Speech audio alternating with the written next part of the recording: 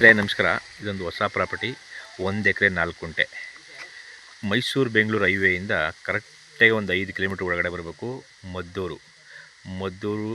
ಮದ್ದೂರಿಗೆ ಕರೆಕ್ಟಾಗಿ 4 ಕಿಲೋಮೀಟ್ರ್ ಆಗುತ್ತೆ. ಹೈವೇಯಿಂದ 5 ಕಿಲೋಮೀಟ್ರ್ ಆಗುತ್ತೆ. 1 ಎಕರೆ 4 ಕುಂಟೆ. ಈ ಮನೆಯಿಂದ ಹಿಡಿದು ಇಲ್ಲಿವರೆಗೆ ಬರುತ್ತೆ.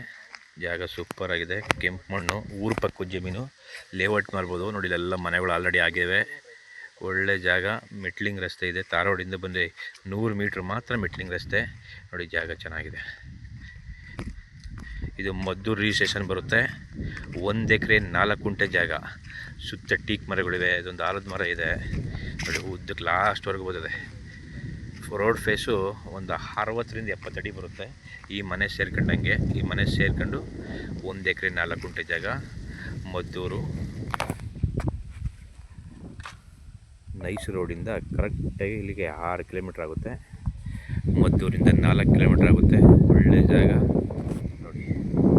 ಜನರಲ್ ಪ್ರಾಪರ್ಟಿ ಕ್ಲಿಯರ್ ಆಗಿದೆ. ದಾಖಲಾತಿ, ಕೆಂಪು ಮಣ್ಣು, ಚಿಕ್ಕದಾಗಿ ಫಾರ್ಮ್ ಹೌಸ್ ಮಾಡ್ಕೊಂಡು ತೋಟ ಮಾಡ್ಕೋಬೋದು. ಇಲ್ಲಿ ಲೇಔಟ್ ಮಾಡೋಕ್ಕೂ ಆಗುತ್ತೆ. ಊರು ಪಕ್ಕದ ಜಮೀನಿದು ನೋಡಿ. ಕ್ಲಿಯರ್ ಆಗಿದೆ ದಾಖಲಾತಿ ನೋಡಿ.